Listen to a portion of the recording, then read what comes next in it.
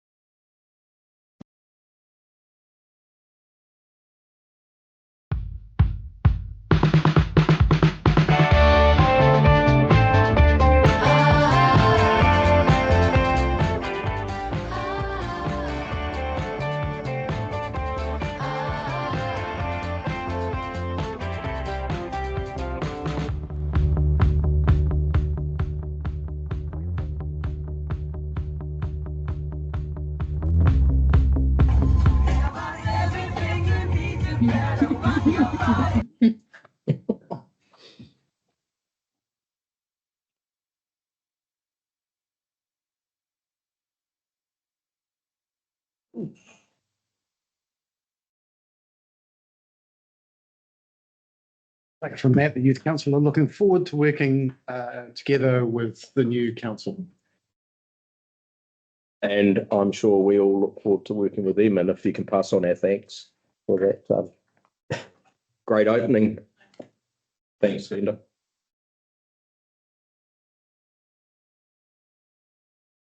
Right, reports. We've done 7.1. Let's sign those off. Recommendation in there. There's no recommendation on 7.1 or 7.2. We just do 7.3. We know. Okay.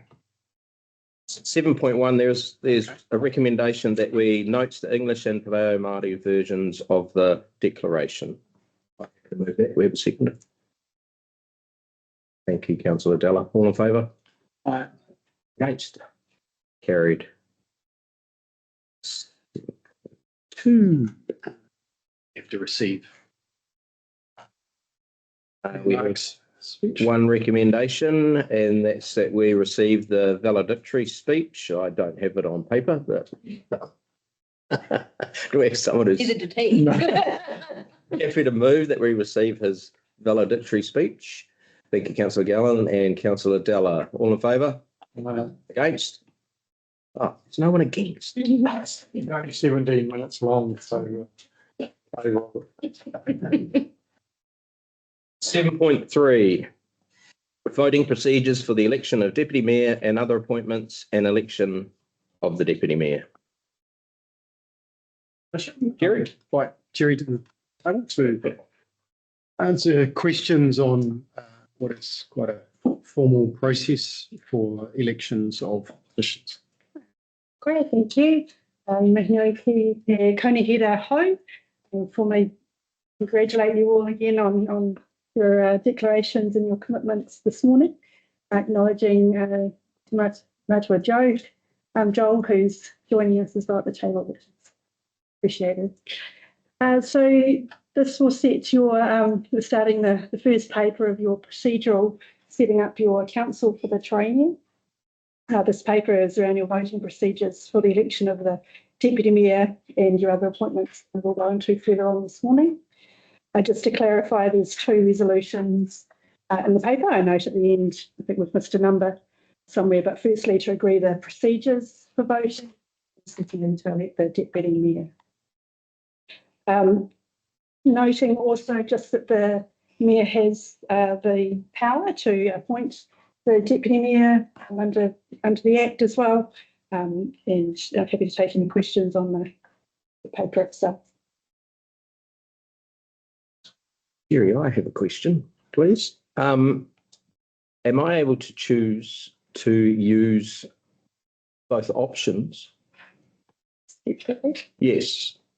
So use one of the options to do one and use the other option for the other? Yes. Do I need to put that in a recommendation? We need to make that distinction in the recommendation. Do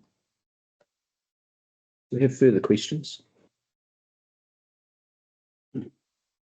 Okay.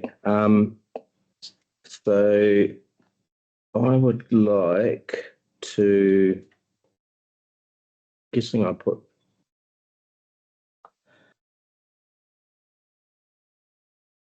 this, agrees that during this training and voting system, We should do a discussion rather than make a resolution now. we can, yes, we can. So what I was looking to do was to use clause 41A, subclause 3, LGA and 5.1 of the CDC standing orders, where the Mayor has the power to appoint the chairperson and members of each committee. And then I was going to decline to use my powers under section 41, the same clause, for appointing the Deputy Mayor. So do we have further discussion around that?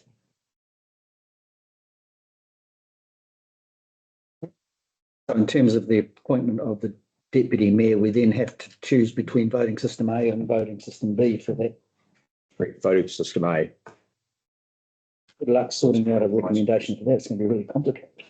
Very much. I agree with you entirely. That's the only way we can do it. But Well, we could just go with me appointing, but you don't want to. no, I wanted the table to support the decision of the Deputy Mayor through a nomination process. So Can I suggest that the second option, which is the appointment of the Deputy Mayor, is actually taken first in that case? So you could pass a resolution to agree that you're going to use voting system A or B for the appointment of the Deputy Mayor, to go through the process of the appointment of the Deputy Mayor, and then you wouldn't need to have option A with the remainder. sounds good. Everyone happy with that? Yep. So let's go with, I'm guessing it'll be recommendation 1, agrees that during this training, voting system A will be used to determine the election or appointment of the Deputy Mayor. We have a seconder. Thank you, Councillor Lawrence. All in favour? Aye. Against? Carried. And we don't need to worry about the appointments, do we? Is that what you're saying? Or do we need it to? Thought you'd make the appointment then, and then we could move on to recommendation, which is blank, and call that recommendation 3 and deal with the remaining committees. So I'm taking nominations now, right now. I'd like Councillor Round. Councillor Alu. Do we have a seconder for? Thank you, Councillor Casey or Councillor Gallen. It was a draw. Happy for Katrina to choose. The pressure. Do we have any other nominations? Okay, I'll put that to the vote. All in favour? Aye. Against? Carried. Thank you. Duly elected. Shouts a drink now. I think that's the deal.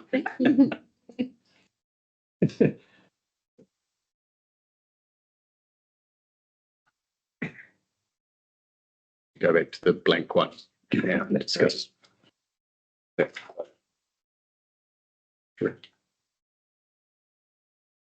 And so recommendation 3 is that I will use clause 41A, subclause 3, LGA and 5.1 of the CDC standing orders that the mayor has the power to appoint the chairperson and members of each committee.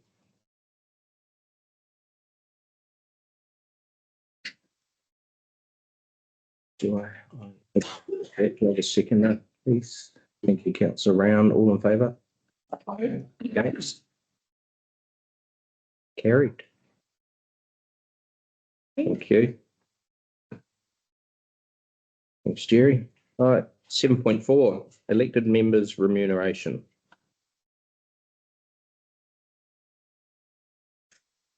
Your worship. Again, so setting the remuneration for the effectively the next 12 months, 10 months of left of this period. So as outlined in the paper, your remuneration is set by the Remuneration Authority. We have no decision in that, but you have a decision in how that is allocated as part of the pool.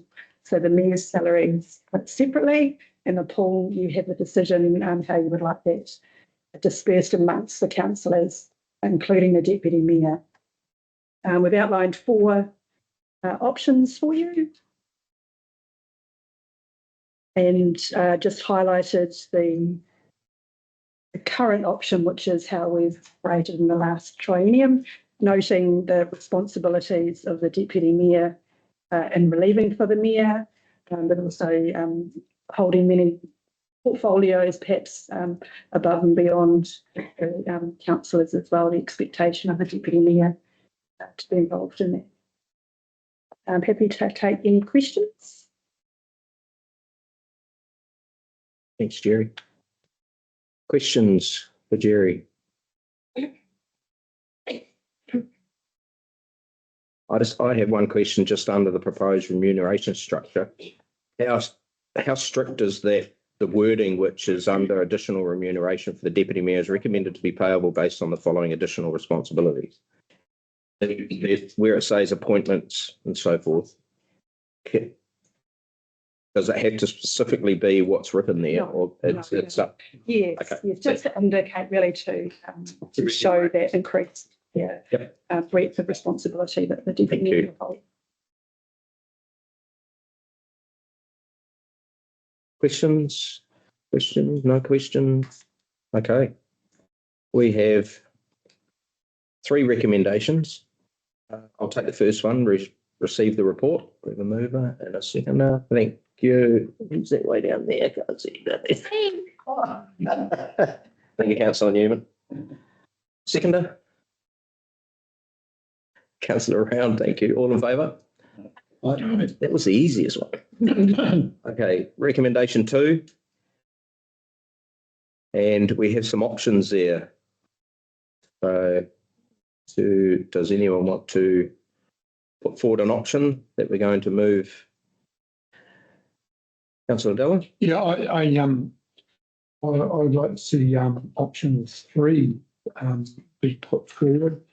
I think the deputy mayor's role is a big role, and it is demanding, and I'm sure Grace will do the job really well.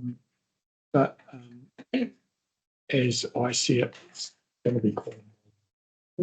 But and obviously, you realise that taking the job. So, I'm happy to put option 3. I'll move with that. Thank you, Councillor Della. Seconded by Councillor Gallen. All in favour? Against? Carried. Thank you. And recommendation 3 notes that council can review this allocation during the triennium and seek approval for changes from the Remuneration Authority. I'm happy to move that. Have a seconder. Thank you, Councillor Lawrence. All in favour? Against? Carried. Thank you. Okay, Local Water Done Well Stakeholder Forum appointment. The administration, how that works with remuneration.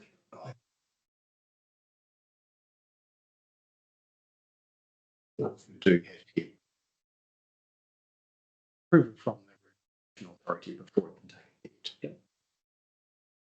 We talked a little bit about the Rem Authority process at our workshop the other week. So just fortunately, you're not going to get paid the salary until December. So we submit our request to the Rem Authority to make this change. We will do that tomorrow so that we get it in the pre-Christmas determination. At that point, it will be backdated to the start date of your when you came in, which is the day after the publication of the results. So it will be backdated, but it is a little bit of a process to get there. So it's not an instantaneous allocation, I'm afraid. Sherry, Anything else to get to? any questions for Jerry on that? Thank you. Thank you. Okay. 7.5. The Local Water Done Well Stakeholder Forum appointments, page 15. The paper is read, essentially the stakeholder forum is made up of 4 councils and 2 mana whenua representatives, so 6 individuals. Their responsibilities will be to develop the statement of expectations for the new water services point and move directors and set the remuneration of the directors. We're expecting to have that process for the director appointments underway fairly shortly and seeking councils to nominate their representatives and alternatives to the stakeholder forum as soon as possible. Hence the first decision. Yeah.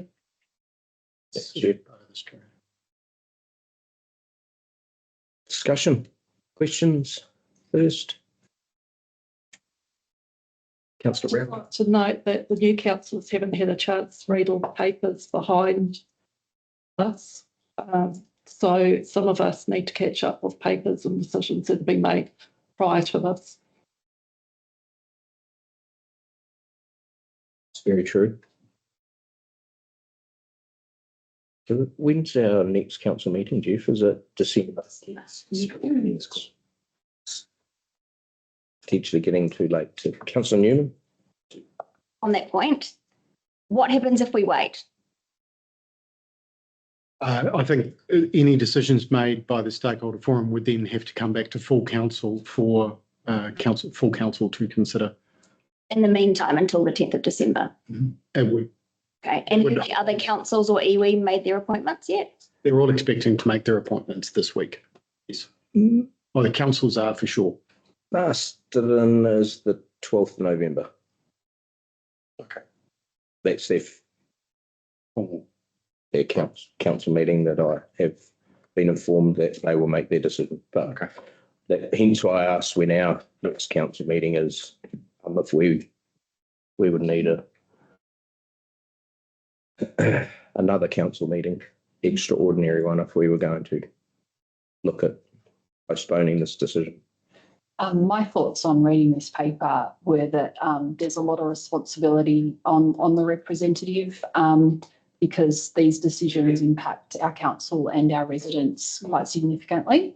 Probably the thing that I thought was important was to make sure that the representative was representing the views and decisions of council as a whole, and making sure that there's a structure around that.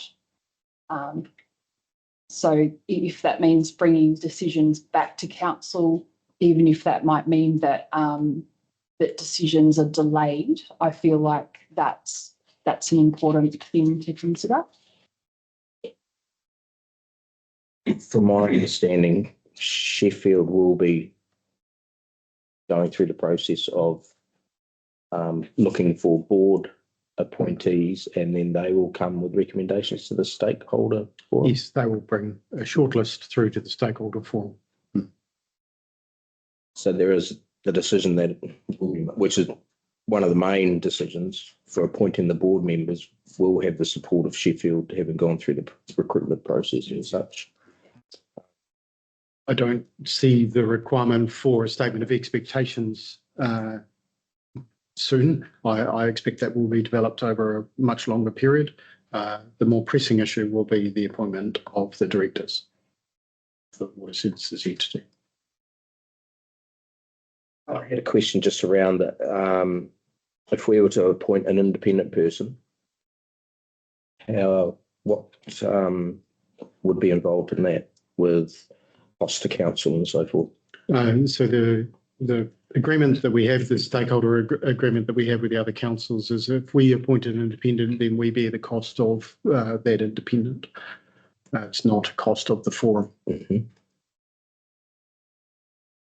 We don't have any indication of what that might be. I haven't considered that at all. No. I think it says in there that the forum has to decide the amount. It's like by agreement by them somewhere in there. I'm sure I read it. I anticipated a council appointment. I apologise. That's right. Field. So what are you thinking, Steve?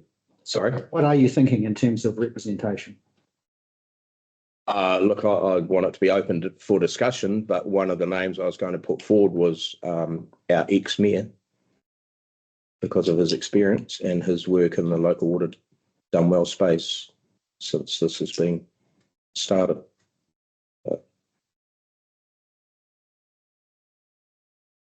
Have you mentioned that to Ron? I have. And he'd be okay? Yes. Because as has been pointed out, Jeff's alluded to, the main decision they're going to be making moving forward is for board appointments. So it's up for discussion. It's taking Jane's point, presumably those recommendations to the stakeholder council for board appointments would be made known before a meeting of the stakeholder council, and that could then come back to this council for us to give some indication to our representative as to what we think. That sequence would be okay, wouldn't it? That would work. It's going to have to be some degree of notice prior to it.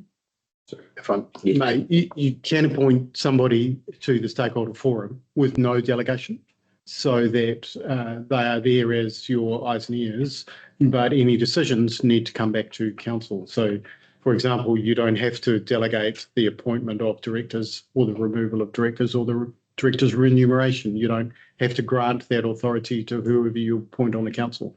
You could just appoint someone and have the decisions around director appointment and remuneration to come back to full council. But you've got a voice for a person. That sounds to me like a sensible kind of interim step, which we could revoke as things go along. Councillor Newman? If we went along those lines though, so you're saying it'd be the directors and the remuneration, are there other things that would come back to us? Like, where do we draw that line? You mentioned the other day who they bank with, or who, there's going to be so many little decisions. So how do we draw the line? The establishment decisions will be taken by the CEs who are charged with establishing the entity, but of outlining the decisions of the stakeholder forum here. These are the only things that the stakeholder forum is responsible for. Statement of expectations, appointment and removal of directors, and directors' remuneration. All of the establishment stuff, all of the little stuff that is going on behind the scenes will happen regardless. Okay. And in your opinion, what are the benefits or takeaways to us doing what you propose, having things come back to the full council? Well, I think if you're unsure as to who to appoint and the powers to give that appointee, then until you're happy with that appointee, then bring it back to council. I can't see I can't see there being major timeline issues with that for director appointments. You know, we could make decisions via email and circulate them via email outside of a council meeting if time was pressing. I can't see too many downsides bringing it back to council other than perhaps the other councils might be a little bit frustrated that they want to move faster. Yeah, I had similar thoughts to what had been shared around the table around such a significant issue coming before a brand new council from 15 minutes ago. It seems like something we need to have more briefings on. We've got a pretty full schedule between now and Christmas doing the induction training. There's such a backlog of information on this decision that they haven't had the chance to digest yet. And it just feels like if we made a decision to do something temporary in the meantime, or put off the decision until the December meeting, it doesn't look like it's going to push out the timeline significantly when it says in the program stage, complete initial director recruitment, March 2026. Well, we're only October now, so it feels like this is a rushed decision when we don't really need to be rushing it. So I'd feel comfortable if we were to just put this off for 6 weeks and come back at it when we've had a chance to discuss the whole broad issue of local water done well and have a sense of the council's feeling about the issue. As a contrary point, I would like to suggest that perhaps we could appoint Councillor Della with no delegation, just so that we've made an appointment. Brian's been, so in case you don't know, Brian's been involved with all of these discussions over 4 or 5 years and was Ron's alternate on one of the acronym things. AFG. Yeah. And as far as moving as a new councillor and following up from Rachel was saying as well, be certainly useful if rather than discuss it in detail around a formal committee meeting as such, if we could have a workshop for the benefit of us that Brian or other people could just take us through the background and how we got to where we did. Not sure if that's available to us at all, or we just stick ourselves in a corner somewhere and read till we fall asleep. When do we start the process? Induction. We bring When we start the local water done well conversations, it's a significant amount of information over years that's got us to this point. And I know how difficult it is for this 3 new elected representatives to support a decision going forward. Yeah, I've got some questions which I don't think is for me to come up to speed more than anything else, and I don't want to sort of frustrate or slow down, the normal meetings. But yeah, it's not the whole thing. It's just really the milestones, what's led to certain decisions and where we're at, and most of the focus being on where we're at right now. Perhaps a couple of hours workshop or something like that could do us a lot of good. I'm open to the table that's what we're here for. If you don't feel in the position to make the decision today, we can certainly. As far as I don't know what I don't know. Yeah. And so, yeah, and so it's just really getting confidence around saying yes or no to something, because everybody else has had the advantage of having all that background. I think that could go along in tandem though with whoever's the decision to appoint a person to the stakeholder forum though.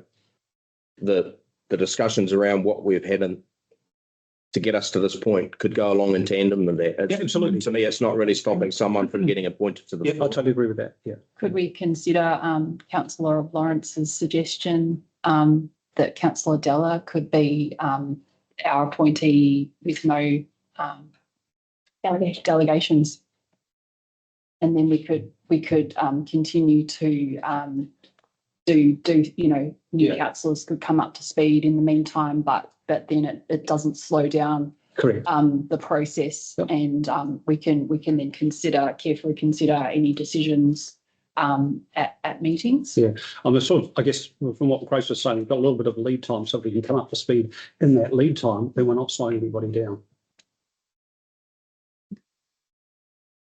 perhaps Councillor Della could be our tutor, you know. No pressure.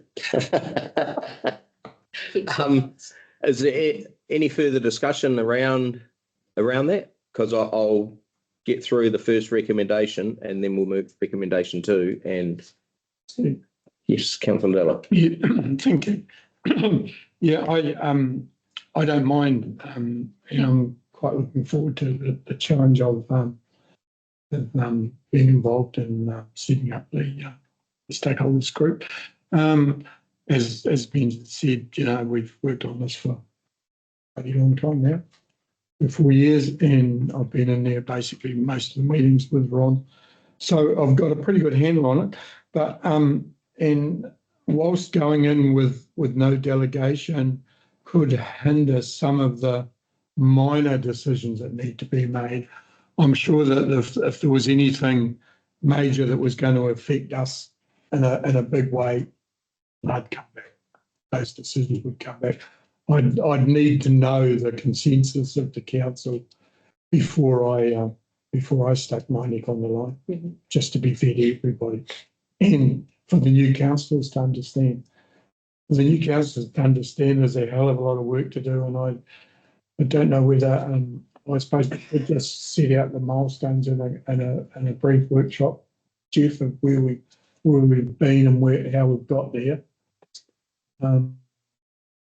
We have a workshop planned for that. And we'll probably have Catherine Newman, who's our program director, to come along and talk us through. Yeah, so that would be my figures. Appreciate it. Okay. Thanks, Brian. Actually, on the part of the document, it mentions in here that iwi only have voting rights in respect to full forum matters. Do you know what that means exactly? Yeah, so there are Full forum. Yeah, so decisions by the stakeholder forum, as I've got in the terms of reference, which are these things: the statement of expectations, director appointment and recruitment, etc., remuneration. There are reserved matters that councils have reserved for only council decisions, and they are things like the entry and exit of other councils into the water services fee and decisions around the ring fencing of pricing. And so there's a bunch of reserved matters that only 4 of the stakeholders would vote on, councils, whereas the full forum matters are these ones that I've outlined in paper.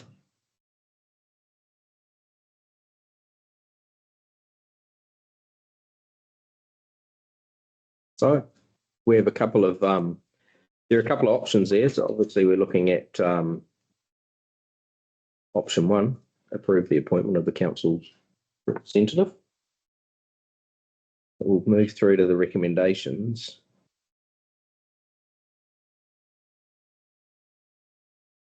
I'll take them individually. The first one that we received the report, I'm happy to move that. Second, Councillor Newman, thank you. All in favour? Against? Carried. Okay. Recommendation 2. Appoints Councillor Della as the council's representative on the stakeholders. Have a mover. Councillor Lawrence, seconder. Councillor Burns, thank you. All in favour? Against? Carried.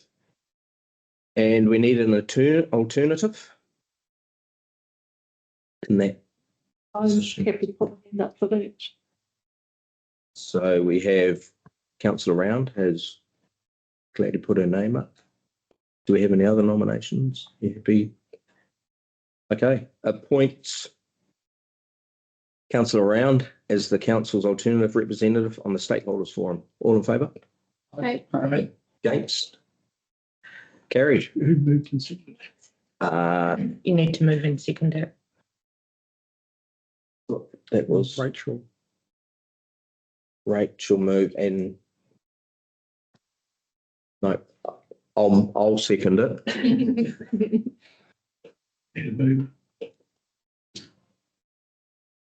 And we had an all in favour, and that was and no one against. And number 4, so we are not doing option 4, was that? And option 5 is notes, once all parties have appointed their stakeholder forum representatives, the forum will initiate the recruitment process for WSO company directors. We have a mover? Councillor Lawrence, second, Councillor Della, all in favour? Against? Carried. Thank you. Can I just note, now that you've appointed Councillor Rounds as an alternate, that Councillor Round doesn't have to just be only available when Councillor Della's not. She is able to attend all of the meetings as an observer. Thank you. Thanks, Jeff. Would be very helpful for you. Okay. 7.6. Council committees, advisory groups and portfolio responsibilities for the 2025-28 Triennial. Welcome back, Gary. So leading on from vision, the point to committees and groups. So I've outlined, as you'll see in the report, just our current structure that we had in the last Triennial.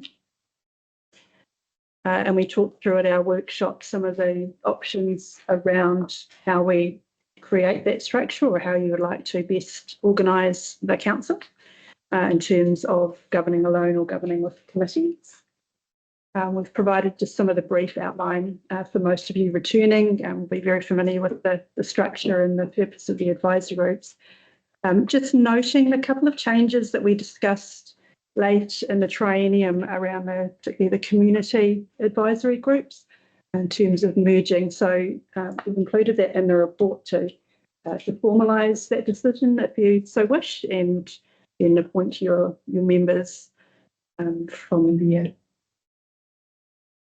Noting also included our appointments around the risk and assurance independent advisor and CE committee advisor, and also our mana whenua partners that sit in our groups. Answer any questions? Questions?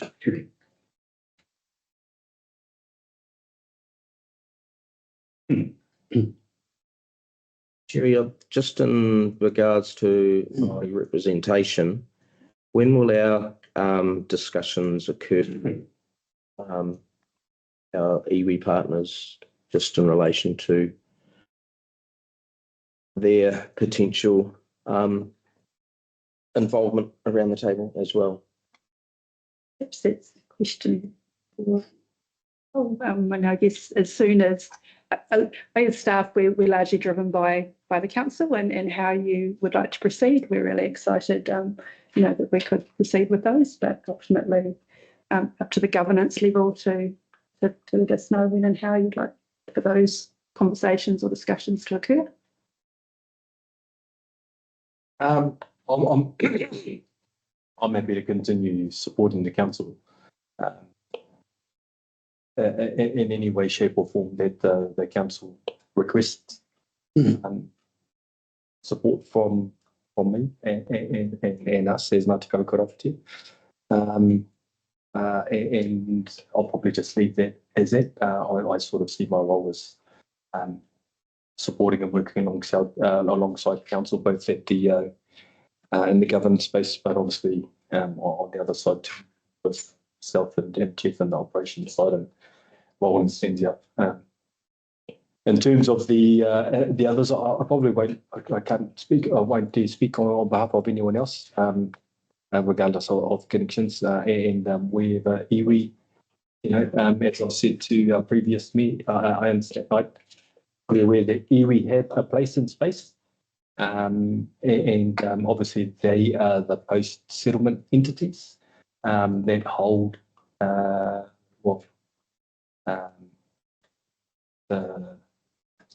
sways of putia that came from the settlements. And that comes opportunities, not just for Karakia, but I think the wider Wairarapa of Tamakina. And that's how they utilise those funds. Is that's for them, and their board in that, but I am more, to be honest, more interested in on the ground at the local mapu space, working with council.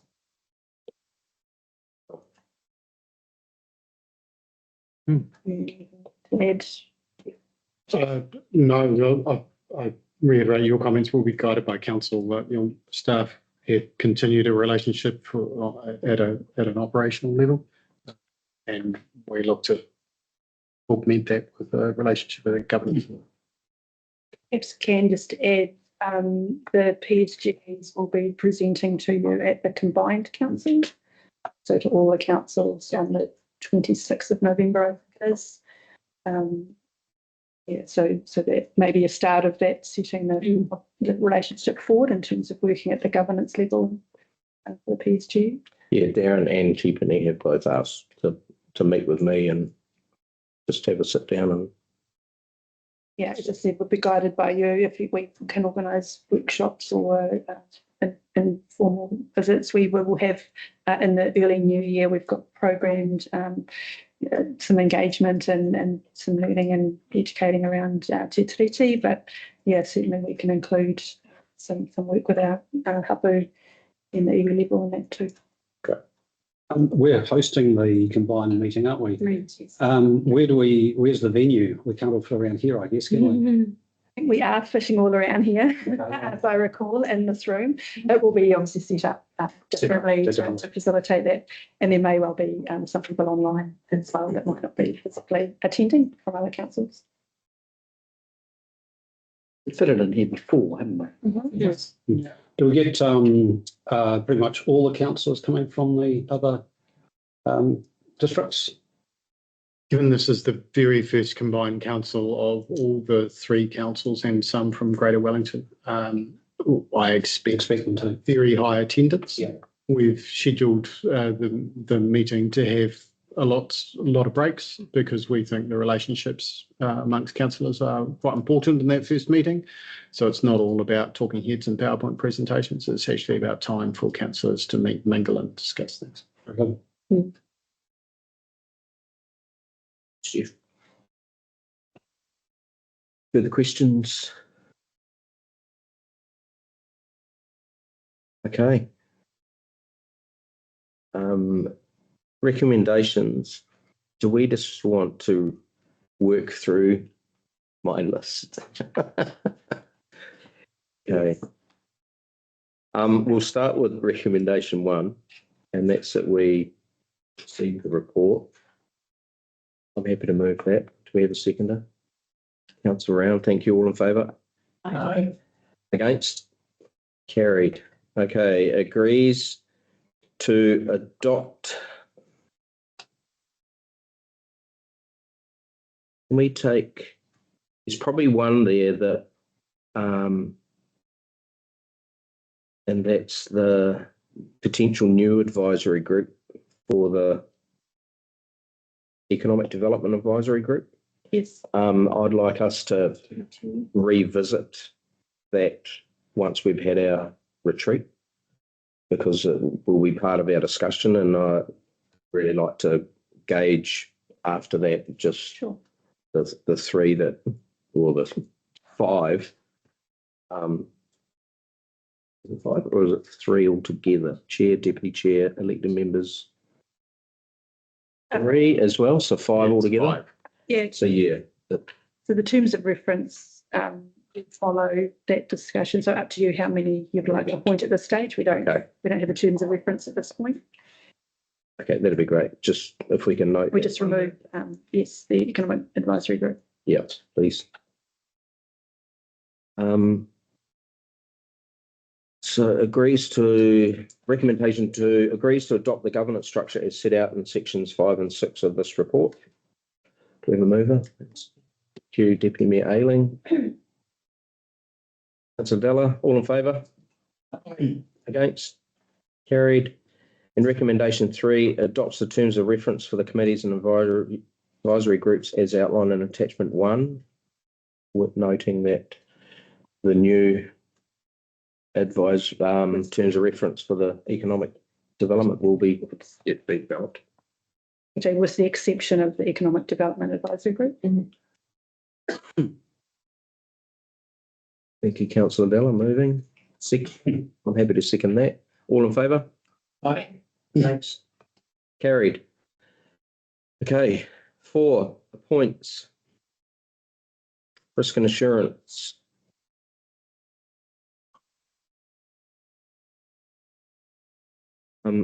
Obviously Philip Jones staying there. Councillor Grace Ailing, Deputy Chair. Councillor Steve Lawrence. Councillor Jane Burns. Councillor Simon Casey. Our iwi representative on there is Marty Seabar. Yes.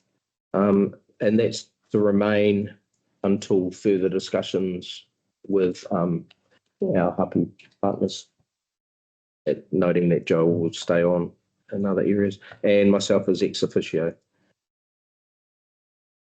Policy and projects, Councillor Rachel Round is the chair, Councillor Steve Gallen's deputy chair, and all other elected representatives.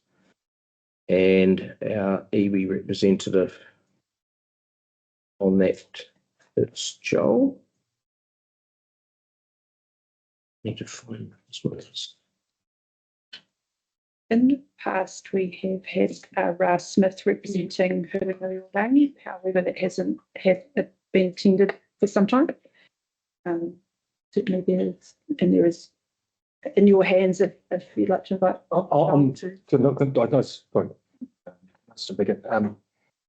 know that there's been long absence, and I take note that with the local water doing well, you have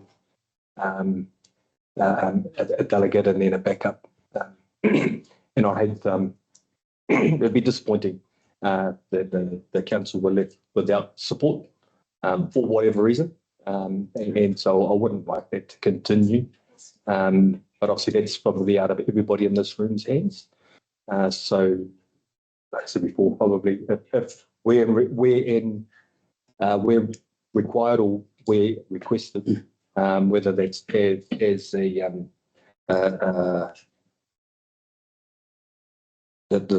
representative one or the alternate backups, should things not change, then I'm pretty flexible on what. So just wanted to say there's no major issue, and don't feel the need to put me onto everything, because I am really busy.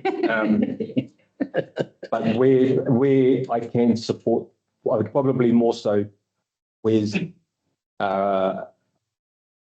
consistency of representation, and where council would like that representation, I'd probably leave it in the council's strategic hands to make those decisions. And I'd being a committee of the whole, I see it as valuable to us around the table to ensure we do have a representative, iwi representative at the table. So if council here is happy that we have Hinunui-o-Rangi Marae and Ngāti Kaukura Whitia under the Policy and Projects Committee, I would like to see Joel Ngāti in there as a, whether it's an alternative or whether you both come to the meeting. Is everyone okay with that around the table? We need to move. That. Might just make an appointment. You want to make an appointment? Are you accepting that? Yeah, that's your job. Okay. Back to my list. Investment Committee. Councillor Steve Lawrence, Chair. Councillor Newman, Deputy Chair. Councillor Jane Burns. And our independent member was Marty Seba. And myself, ex officio. Chief Executive Employment Review Committee. Councillor Grace Ailing, Chair. Councillor Simon Casey as Deputy Chair. Damon Hammond, independent advisor, and we will obviously need to speak with David and to make sure he's going to continue in that role. And all other elected members are involved in that committee as well, and representation from Tangata Whenua, which is Joel and Māori. Water Race Committee, Councillor Brian Della, Chair. John Booth is Deputy Chair. Myself as ex officio, Councillor Steve Gallen, Councillor Rachel Round, John McFadgen, Neil Wadham, and Grant Smith. The Hearings Committee, Councillor Brian Della, Chair. Councillor Jane Burns as Deputy Chair. Councillor Steve Lawrence and myself. Ex officio, Sport New Zealand Travel Fund Committee. Mr. Community Grants, but It's underneath. so go I'm down. happy to jot down one on my list. Community Grants Committee, Councillor Jane Burns is the Chair. Councillor Newman is the Deputy Chair.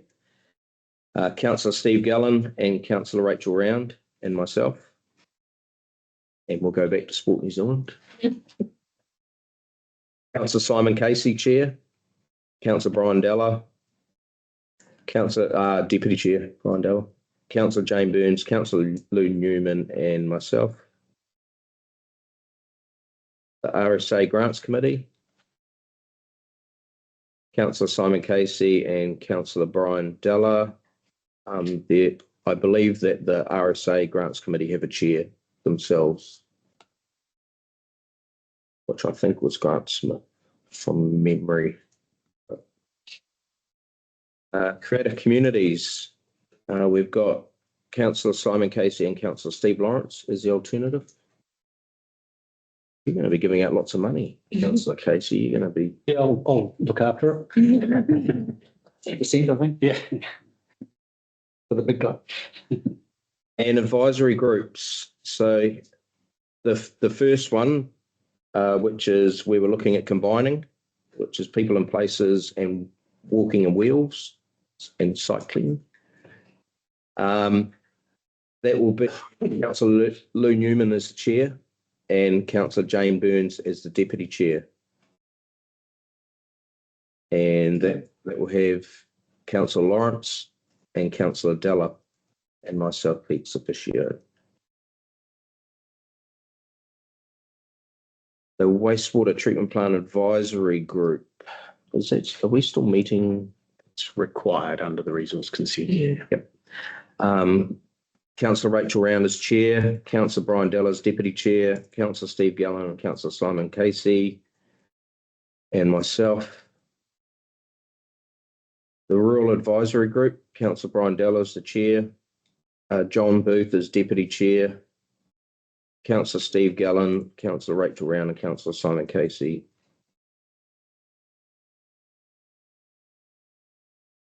And the Greater Wellington Regional Council Committees. I think these in the next paper. Yeah, the next page. Oh, they're the next paper. Yeah. Right. Separated. I'll remove that from my list. Go back to the agenda, then I might know. We're not doing the economic development one at this point. I think it's there. But Yeah, great. Yeah. Just be good to get a feel around the table, of level of interest and so forth. Yeah.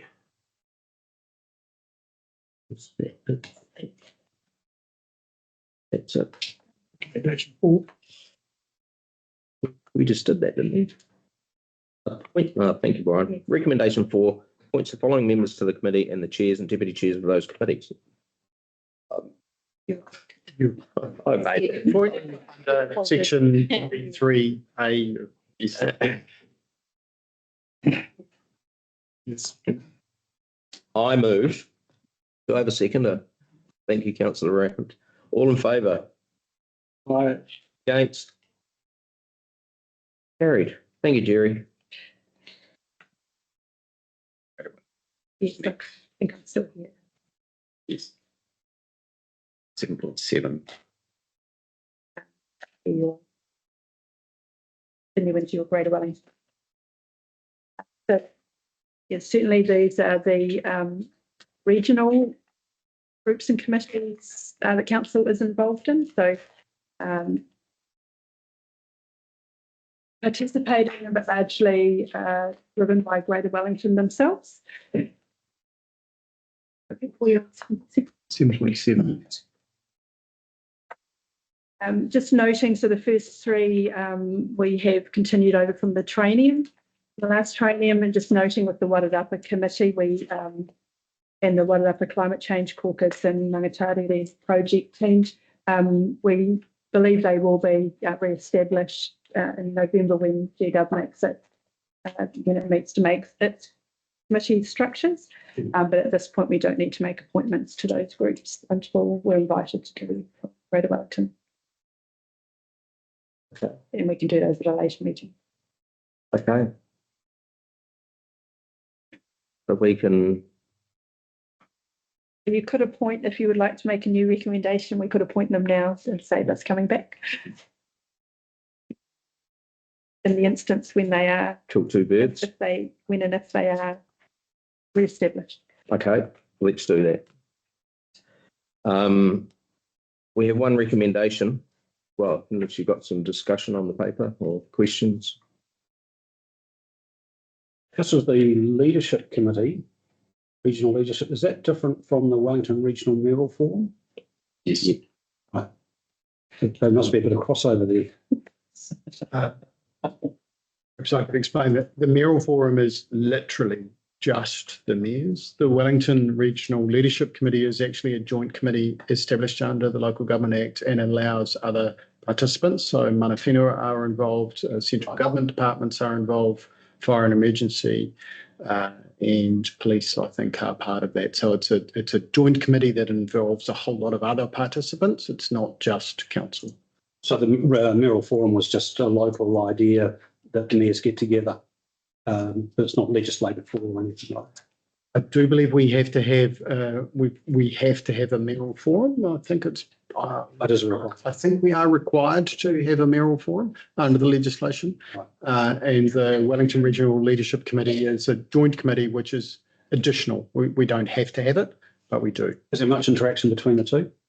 The mayors and the CEs are on attend both. The Wellington Regional Leadership Committee tends to be more interested in how we grow as a region from Kapiti through Wellington and all the way up through Wairarapa, whereas the mayors tend to be more interested in council-based things. And then there's the local government one as well. Is that the one there? That's the thing. It's Zone 4, which Zone 4. Yeah. Okay. we try our best to confuse you. Yeah. Thank you. Are we succeeding?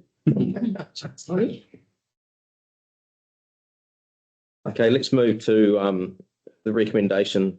We have first recommendation that we received the report. I'm happy to move. We have seconded.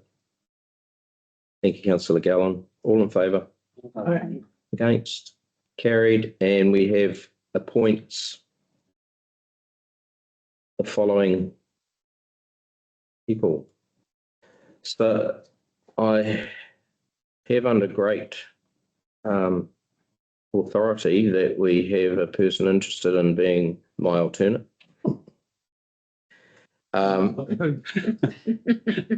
So each of these, the mayor will be the member and the alternate for the Wellington Regional Transport Committee, Councillor Simon Casey. I'll have discussions with the committee because I know Ron, our ex-mayor Ron, wanted me involved in these committees a lot more than I was. And I think it's, instead of having an alternate who turns up and has absolutely no idea what they've been discussing previously and so forth, I think it'd be a lot better if the deputies actually accompany the mayors at some of these things. So I'll be asking the question anyway. I'll probably just get thrown out the door. That's worth asking. Always gate crash. The Wellington Regional Leadership Committee, myself and the Deputy Mayor and the Wellington Regional Civil Defence and Emergency Management Group, myself. And I have down an alternative, but is there an alternate? Yes.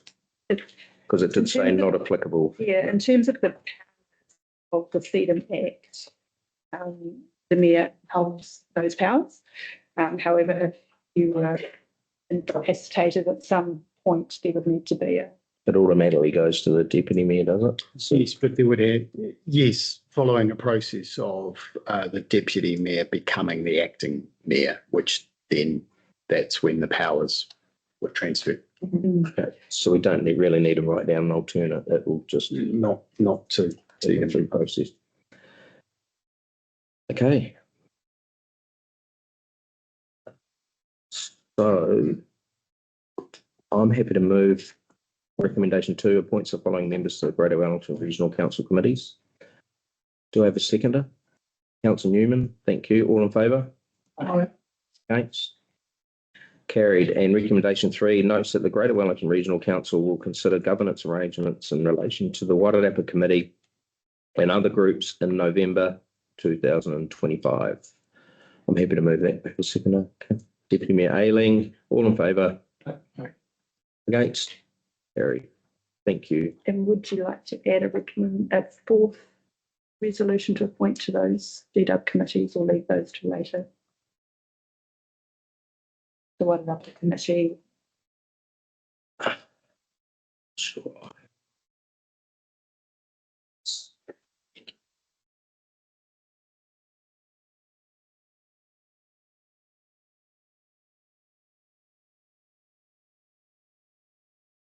Yeah.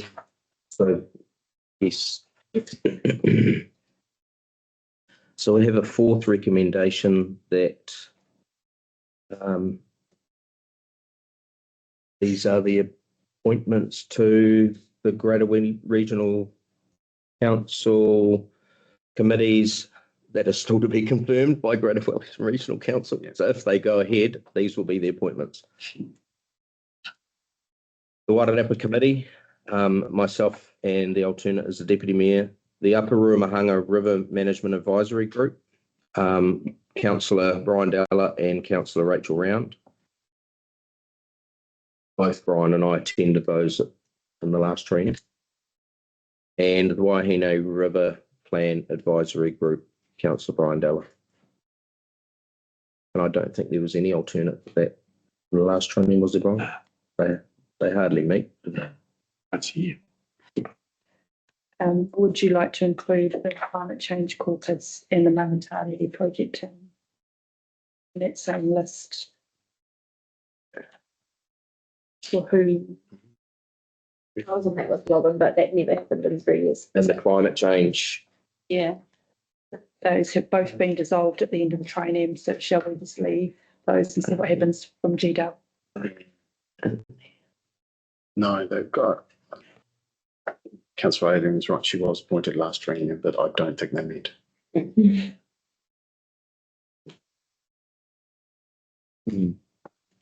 Why don't we wait and see if they re-establish them? It's a good point. And what was the other one? New people. Mangatari projects thing. That's under the, maybe that sits under the management plan. We can set further. Yeah, from what I've been told, Greater Wellington dissolved it, as you mentioned, but it will need to start up again if we're planning on doing work in the catchment. We can bring that back through policy and projects, maybe. Yeah. Right. Thanks, Jerry. And 7.8. moving right along. Elected member appointments to external bodies, joint committees and other groups.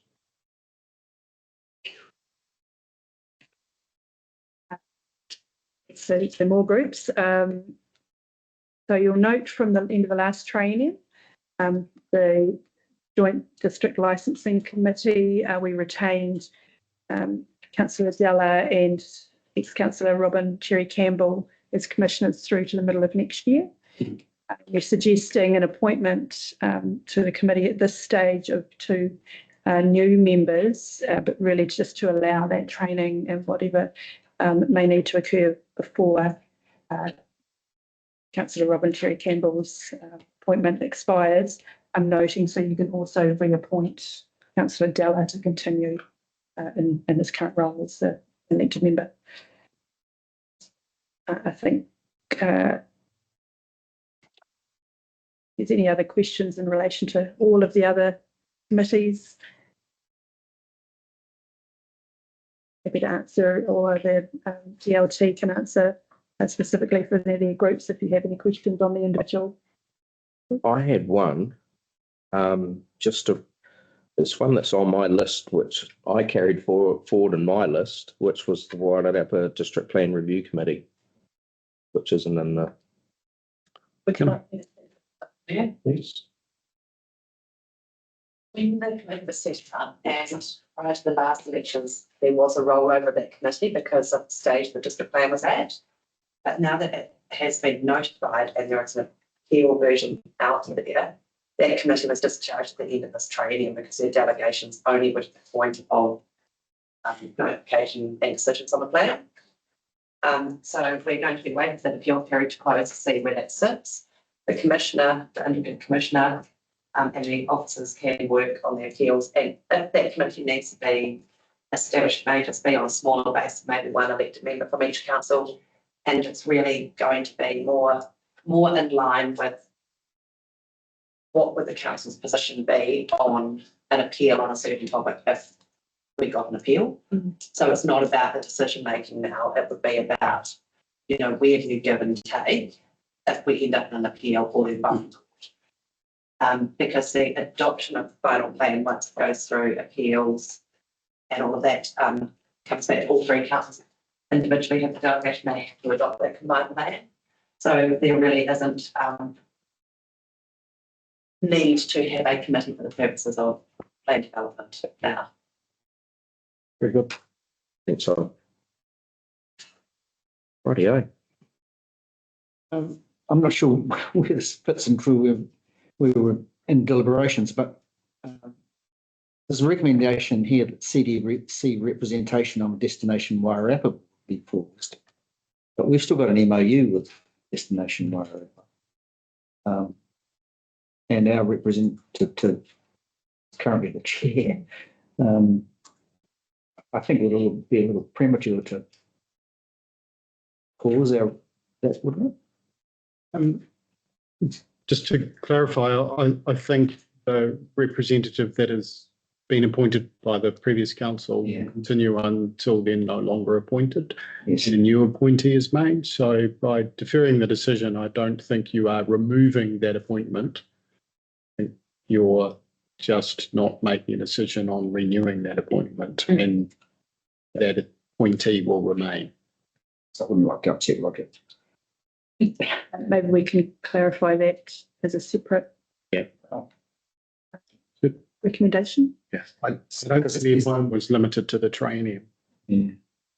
It just says here, recommend the CDC representation of the DW board be paused, which I don't think is what we mean. 3.3.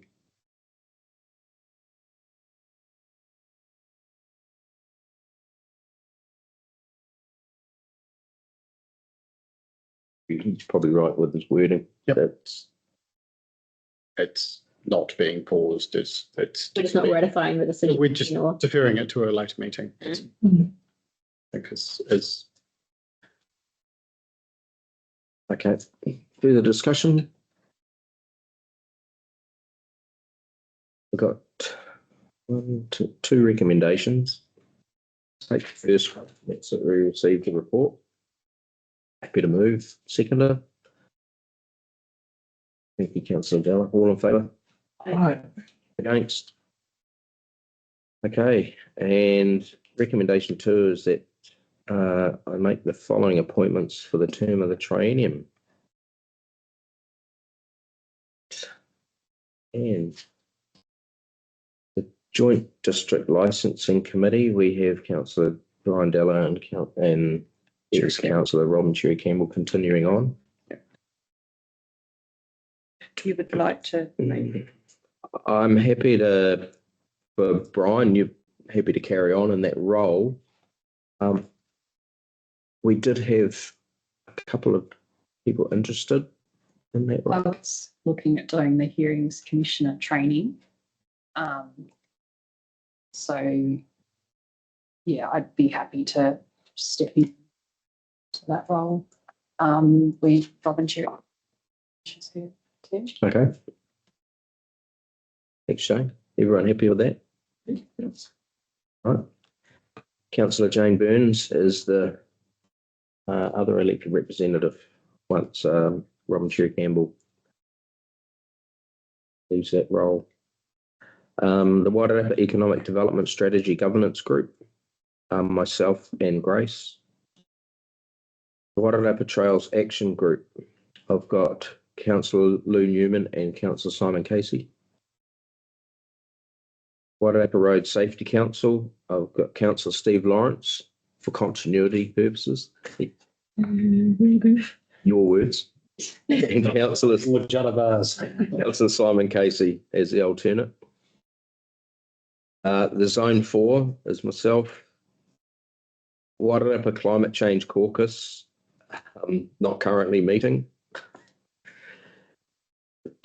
I'll put two names in there just in case they do start it again. I'm not sure why they stopped it. You make the appointment in the event the committee is continued. Councillor, Deputy Mayor Grace Ailing, sorry Grace, and Councillor Rachel Round. The Wellington Regional Waste Minimisation and Management Joint Committee.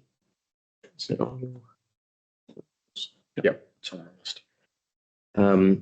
Deputy Mayor Grace Ailing and Councillor Rachel Round and discussions with both Grace and Rachel. They're keen to actually try and attend all the meetings in person, and they'll take it in an alternate with attending, which will be great because it is really good to attend in person if you can. And they do have the other meetings that they have, and they invite external parties to stakeholders to come and do presentations and things, which are fantastic as well. And I highly recommend attending those. And they'll come out through the waste minimisation group, those invitations. Mayor's Task Force for Jobs, myself and Deputy Mayor Grace Ailing. The Maiteri Project Team, which I think will get back up and running very shortly, Councillor Rachel Round and Councillor Steve Lawrence. Destination Wairarapa as is, and Wairarapa Policy Working Group, I have Deputy Mayor Grace Ailing and Councillor Jane Burns.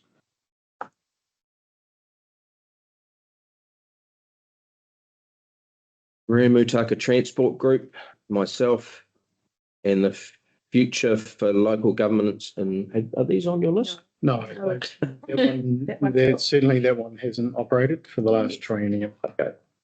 So let's water resilience. I had myself and Councillor Della. Wairarapa Water Resilience Strategy Working Group. Yes.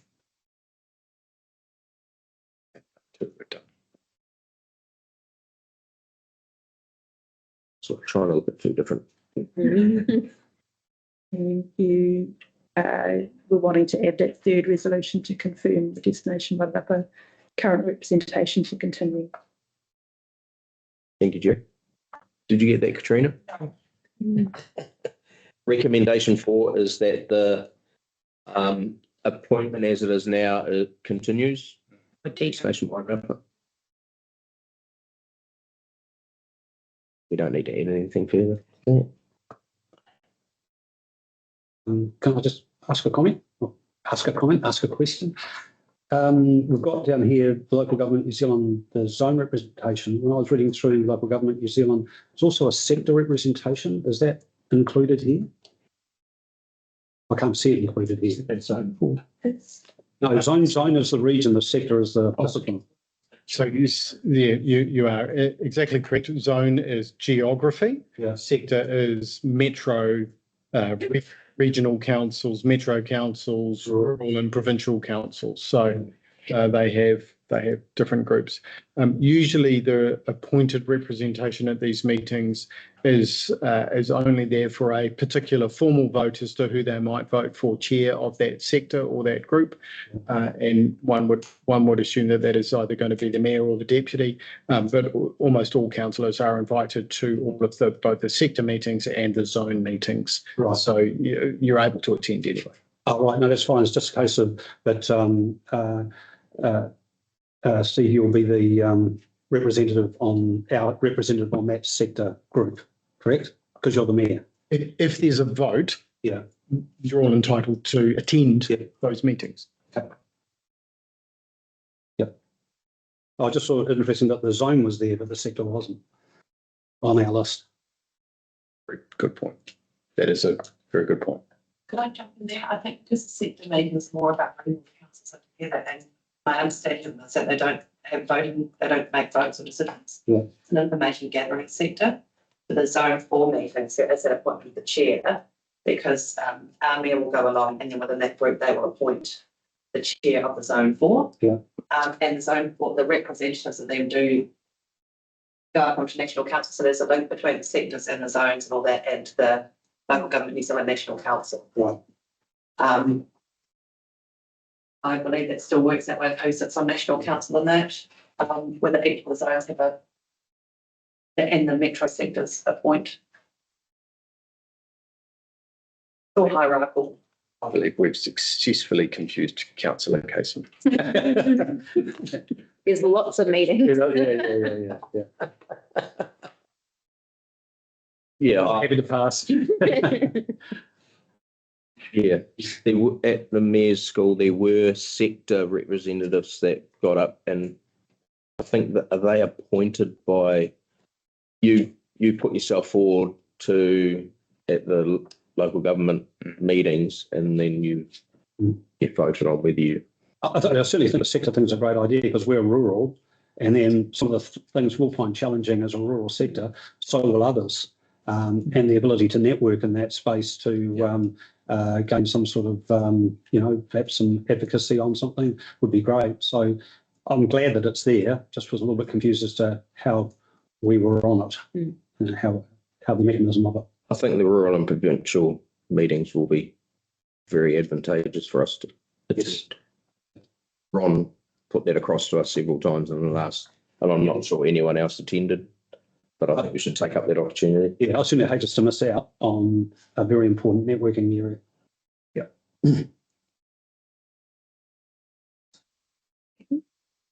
Thank you. Now we're at standing orders, 7.9. Your worship. We discussed briefly in our workshop some time just around standing orders in the code of conduct, noting that this triennium, so earlier this year, we council adopted new standing orders in May. The requirement, so we've included this paper. It's not a legislative requirement for us to adopt it today. So both of these standing orders and code of conduct, but within the first month of your triennium. What is useful for us to be confirming these today is that obviously particularly the new councillors, you're coming into council and you have read and understand both of those documents. Noting that in the new year, we are expecting some standard templates to be provided by the government on both of these. And what we are recommending is that we confirm the existing documents today, noting that you may, if you wish to make any changes to those, you're certainly welcome to do so today. But confirming those, and then we will review and bring it back to you when templates are available in the new year. Just one question about the standing orders. I was reading through it thoroughly. yesterday, and one of the points it talks about is the formality of the way we run our meetings. I know we break the rules and the standing orders in the way that we put our hands up multiple times and that kind of thing. Do we need to take that line out of the standing orders, or is it okay that we just sort of run meetings a little bit less formally than they prescribe? I think what's really important is that in the event we have quite a disruptive meeting, you've got a formal process that you've adopted that you could fall back to. And I'm not suggesting we've ever had disruptive meetings, but sometimes they can occur. So I recommend you leave it in. And then it's up to the chair, whoever's running the meeting, the mayor or the chair, to allow a slightly more informal process. Some councils require those who are speaking to stand and nobody else to speak while someone's standing. So we run a fairly informal process, and that's the decision of the chair. But I do strongly recommend you leave it in so that when you need it, it's there.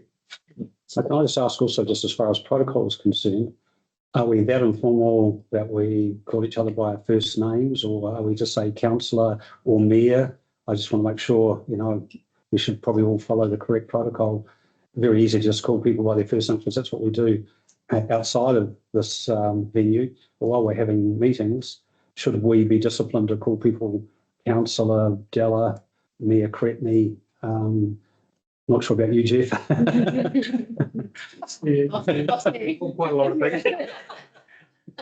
But again, a decision for the chair who is running the meeting. Right. Usually, Or the mayor. Sorry, We did last. usually. Here's your worship. Oh, For some reason or other, it was always his worship. I never understood. Yeah. You always called Ron his worship, and I never quite. yes, you did. Yeah. So you're for formality, aren't you? I just never heard that anywhere else. How would you like us to address you, Your Worship? I'm going off topic.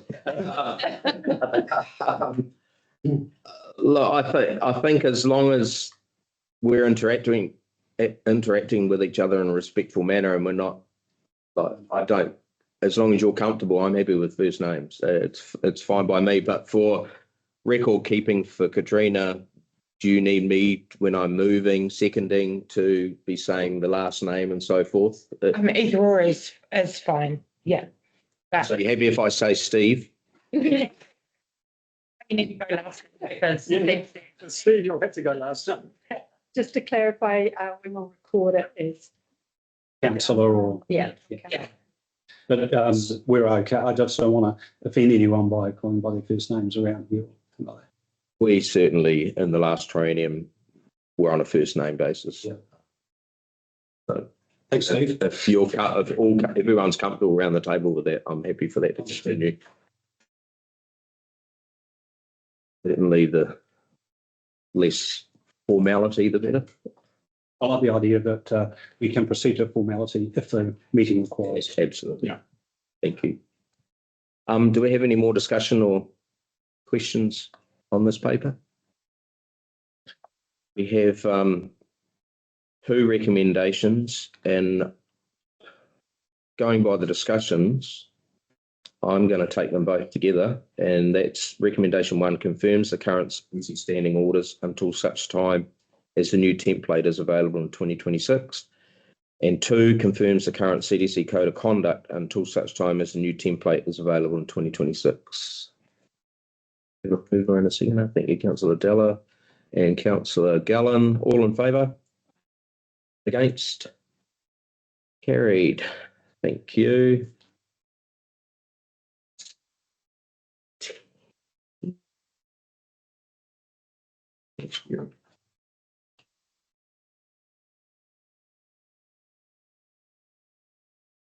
I should be using Stella.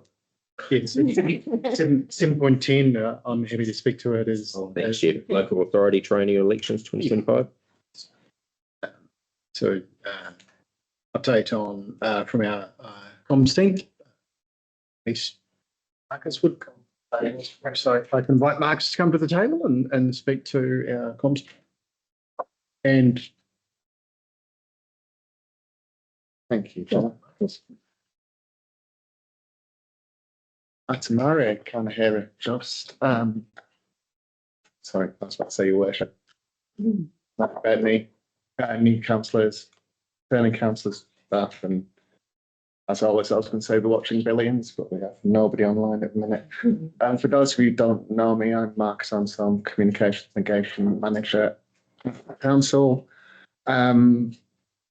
Jeff will definitely answer any questions through the Mayor. I'll take it as read. I just wanted to note the contribution of the two people in the corner, Anna and Robin, who have done tremendous work all through the elections. It's Robin's second time around. They've done the work that entire departments do in places like Wellington, Auckland, Christchurch, Masterton. So I'd just like to say how well you've done. Thank you for all the marking on that.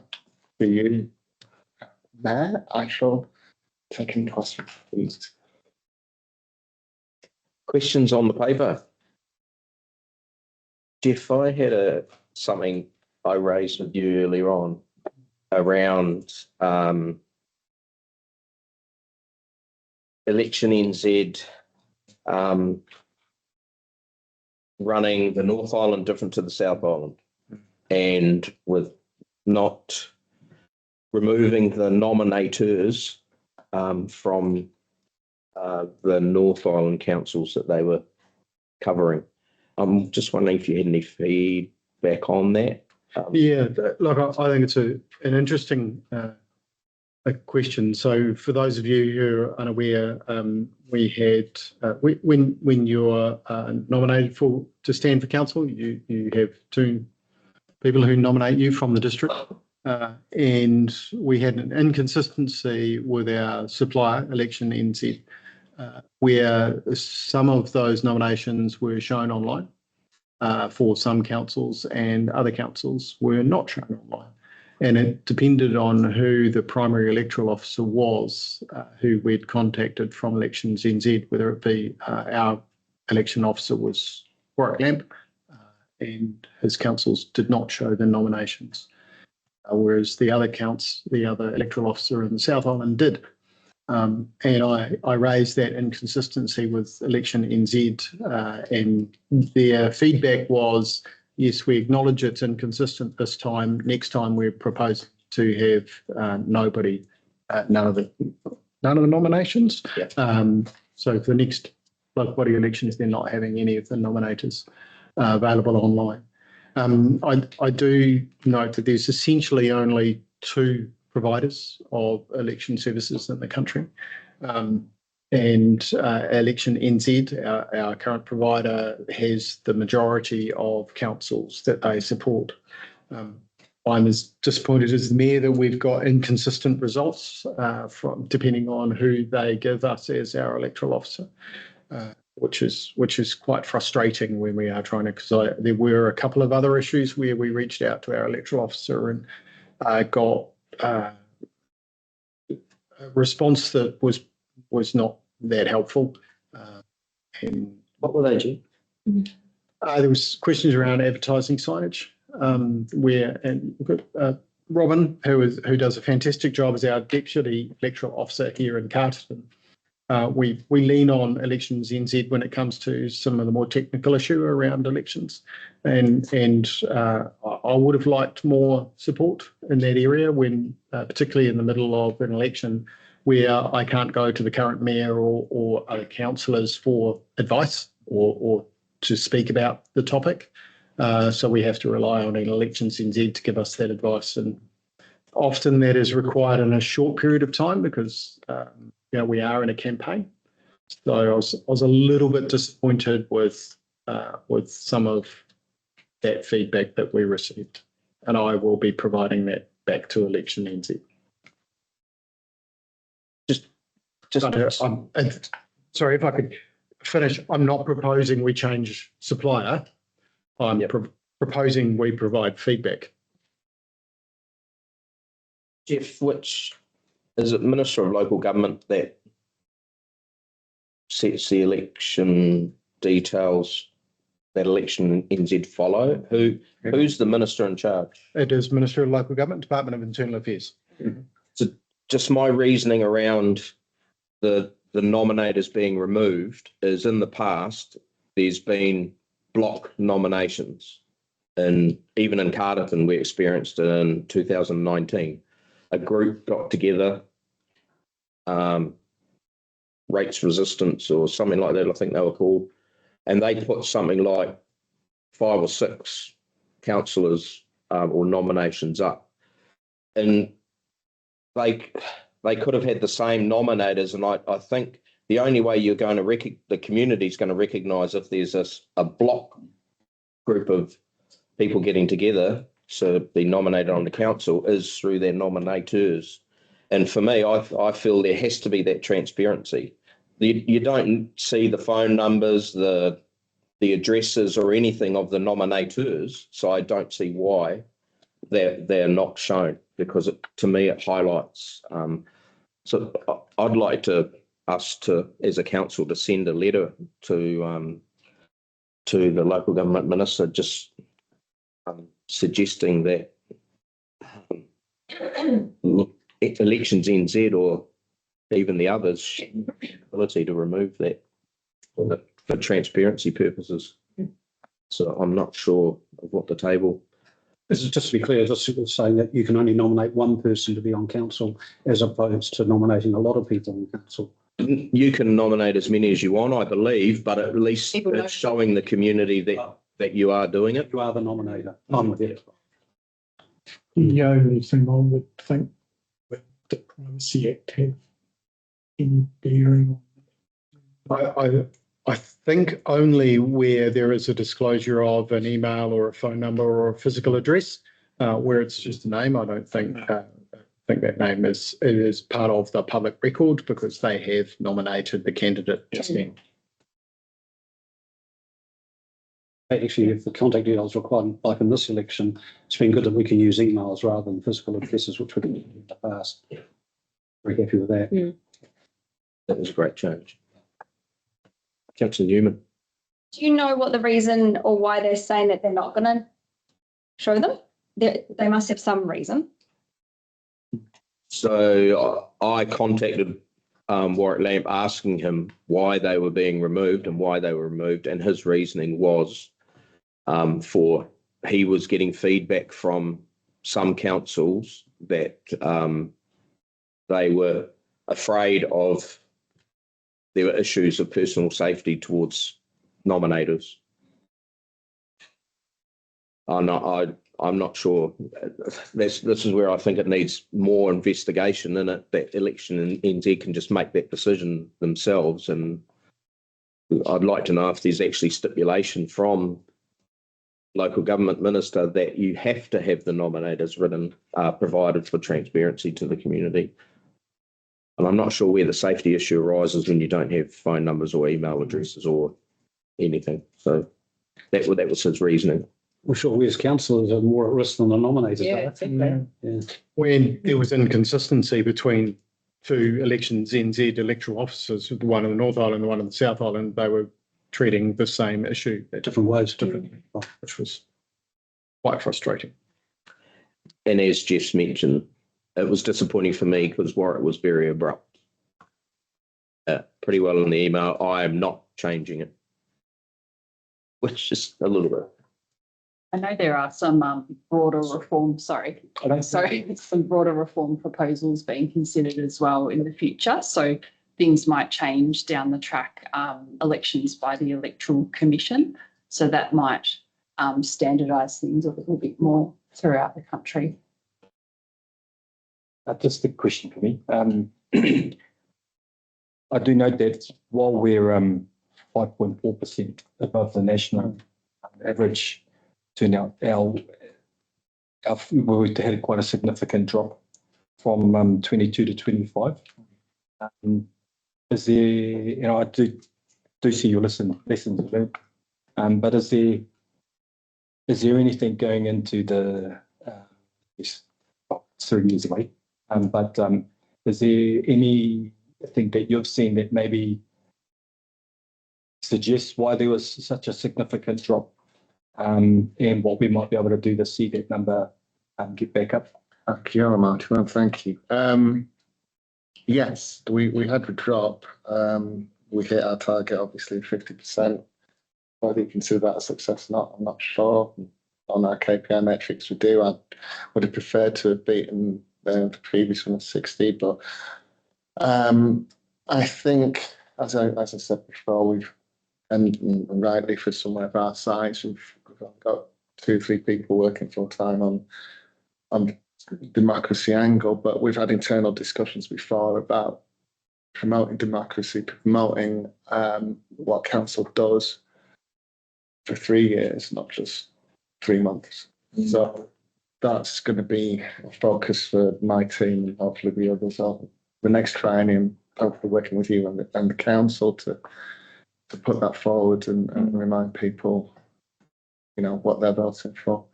I'm not massively disappointed with the turnout, but I do take your point that it's less and less. Thank you. I have a couple of observations which kind of relate to the turnout. One is, I mean, none of this is measurable, it's just a wild guess, but everybody who stood again got re-elected, which said to me that the community at large were not particularly bothered or exercised or angry about how the council was, which I suspect in the previous election, I'm not sure that was the case. So I think there was probably slightly less urgency for people to vote. The other thing that bothered me, which I think might have affected the outcome, was the length of the voting period. It's longer this time than it was last time. I lost interest. People lose interest, but they lost their calls. Yeah. Yeah. And that's the third thing is, again, this is not a scientific survey, but it was interesting to me to have a little council meeting a little while ago, and my partner Debbie didn't have her voting paper, and I did, and Mick Campbell didn't have his, and Robin had hers, which is like something like 12% people didn't get their voting papers. I'm not suggesting that was the case across the district, but it seemed to me that maybe New Zealand Post didn't help us. Do you have a view on that, Robin, in terms of special votes? We did 136 special votes, and the last time was the same. Right. Similar. It was similar. So I don't think there was a rapid rise in special votes for that reason. Yeah, but one thing I was going to suggest that Marcus might like to think about for next time is a bit more emphasis in the comms about if you haven't got your voting papers, let us know. And it may well be that, in fact, there were 2 or 3 or 4% of the electorate just didn't get their voting papers and did nothing about that. So they didn't know about special votes, couldn't be bothered.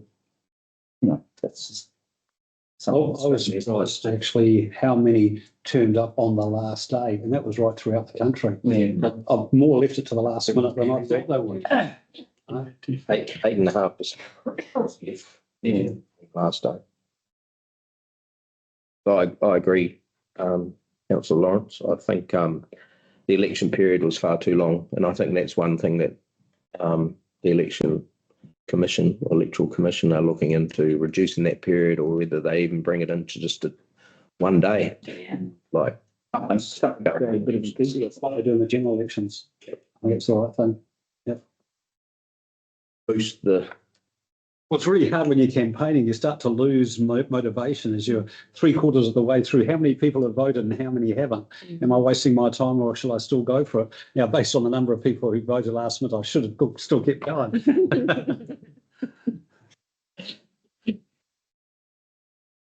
Any more discussion? Marcus, I just want to pass on my thanks to you and the team, so forth, for achieving what you set out to achieve. I think while 50%, 53 it would have been nice to be around that 60 again. I still think it's a good achievement compared to a lot of other councils in New Zealand. So, I mean, if we're 15th in the country. We're only beaten by South Wairarapa too, weren't we? In our area, we beat Masterton, which is good to know. Not that I'm competitive. It's a great turnout anyway, and I know our community really gets in behind the elections as well, but well done to the team. We have one recommendation, and that's sorry, Councillor Newman. Does it ever release the demographics of those who did vote so we can see what areas we need to be targeting? No, because then we know what they voted for. Not necessarily. We could do some survey work. It would just be interesting to know if there's like areas of our region, whether it's geographic or age-based or whatever, that aren't engaging in the democratic process, so that we could That would be try and good to target. do, and I'm happy to do that for the next 3 years. Yeah, that would be helpful to us to know who we truly need to. We make assumptions based on national statistics and possibly regional, nothing for our district. Yeah, that'd be really useful for all of us. One other comment, well done to the staff who got involved in those videos, because there are a few that were particularly funny, and I even watched a couple more than once, so I thought they were good. Thank you. I know again, I agree. should take all credit for that. And to me as well. Yeah. Did he get an injury from that? Good. The other thing I was very pleased about was the attendance at the event centre for Meet the Candidates. The trouble was, I guess the hard thing was is that with all the candidates speaking, and there were a lot of us, so there weren't time for questions. And there was a follow-up one, and that was reasonably well attended as well. But I'm just pleased to see that the community engages in direct meeting of candidates. I think that's a very healthy sign. We'd love to take credit. It was a Rotary event. It was Rotary or Lodge? 100% Rotary event. So we provided the facility. Yeah.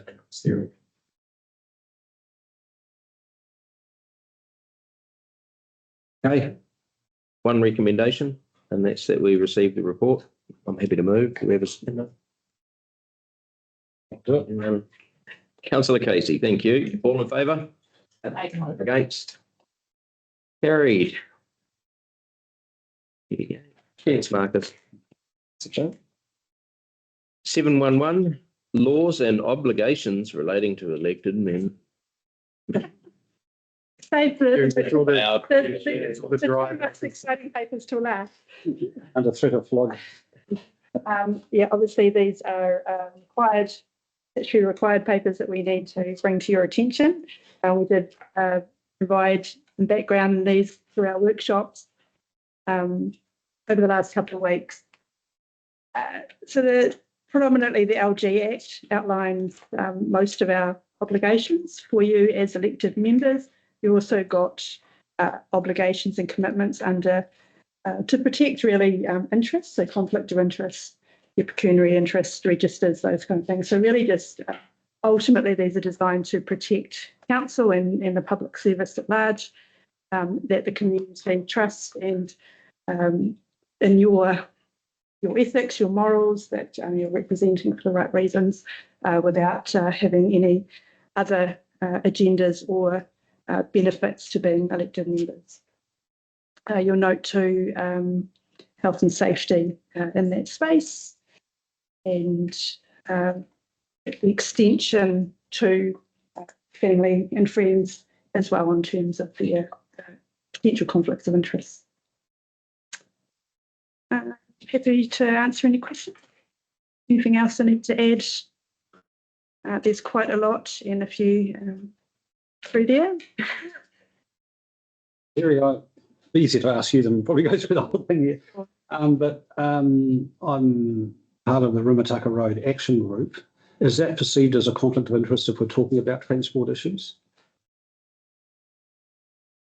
Only where that group would have received funding or made an application for grant funding from the council. So it's basically in terms of anything to do with money.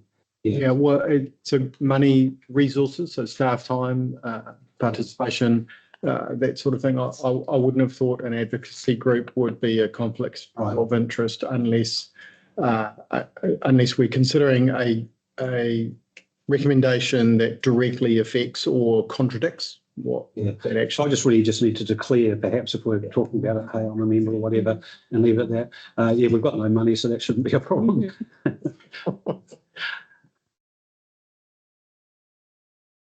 I just had a question on page 192. So there's point 5 talks about was personal liability. And the first paragraph just says elected members are indemnified in respect of their actions as an elected member. And then just going back a couple of points to point 4.6, Financial Markets Conduct Act, does talk about elected members are in the same position as company directors whenever the council offers financial products, and elected members may be personally liable in this situation. So I just wanted to get a little bit of clarification on that, just around personal liability, especially in that point 4.6. Okay, I can Yeah. I can clarify that we don't offer debt securities. So we don't go to the market with debt, and we are not offering equity securities into the market as a wholesale investor or as an issuer. And so our debt is from Local Government New Zealand Financing Agency. And so we aren't, you won't be responsible under our financial markets conduct. Cool. Yeah, and Thank you. everything else. You're not going to get sued. Too late. It's like it's generally speaking. Yeah. Some of the larger councils do issue their own debt. So Auckland City Council issues its own debt into the market. They're big enough and have a credit rating and are able to do that. We don't. We don't have a credit rating, so we just use LGFA. Jerry, I had a question just around the health and safety aspect, I guess, of an elected representative using a CDC vehicle. When and with the speed and so forth, which can come through into the health and safety reports and so forth, when would it become an issue and a potential, could it be a code of conflict issue if an elected representative is continually speeding in a council vehicle? Asking for a friend, eh, Steve? Yes, I've got a friend who, yes, great question. And the person responsible would be me. So it's a workplace. And if you are using our work vehicle for a work-related purpose, it would roll up to the ultimate person controlling activity or business or undertaking. Would be the CE. Elected members are not held responsible under health and safety legislation, even if they are the culprit. So it would be the responsibility of the CE to enforce our policies, which are to remain within the speed limit. Do councillors use vehicles much? Yeah, often, or sometimes the mayor and the deputy mayor are required over in Wellington. And right, and use a council vehicle. Okay. In the past, there has been a mayoral vehicle available, and we removed that a couple of trienniums ago, but there are pool cars available. If Daimler was too expensive, was it? I didn't like tying the wheel, the concrete mixer. No. Launching the boats. Yeah, so there are pool vehicles available that some Council business. council use, but yes, Because otherwise, I guess if we use our own vehicle, there's a compensation for that. Yeah. yes, just whilst we're on the friend who's using a council pool vehicle, our policy is that if there is any kind of vehicle incident, whether it be just a ding or I accidentally backed into a post or whatever, there is a mandatory drug and alcohol test. So I'm looking. So pass is not a good thing. it's our policy. It's no longer discretionary. It's just That's across the board. I think most businesses have that. Is that putting you off, Boris? Yeah, I'll take my own car. Well, perhaps you could talk to your friend about whether or not. Any further questions, discussion on the paper? We have a couple of recommendations, and I think we can take both those together. First one, we received the report, and the second one notes the relevant legislation and legal obligations as outlined in the report.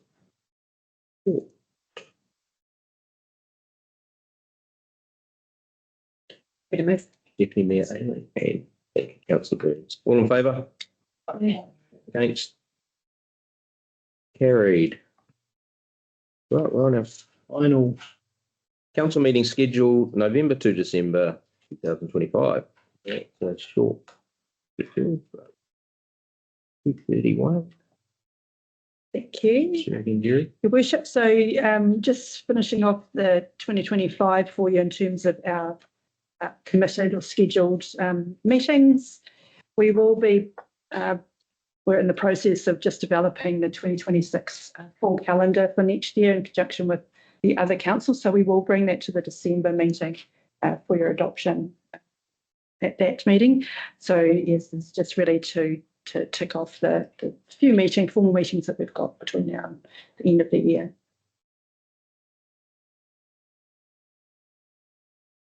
Questions? Discussion? Recommendations? I'm happy to take both of those together, and I'm happy to move that we receive the report and we adopt the committee and council meeting schedule for November and December 2025 as outlined in this paper. Do we have a seconder? Thank you, Councillor Newman. All in favour? Aye. Against? Carried. Thanks, team. Jerry.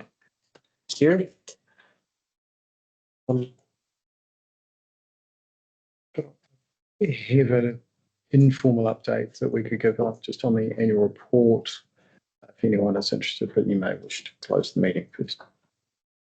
Okay, we'll close. Look at closing the meeting.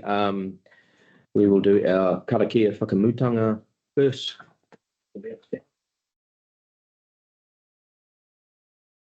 Kia whakaria, te tātou, kia wātia, kia tūki whakatahi, kia tūki whakatahi, haumi hui tāpākia.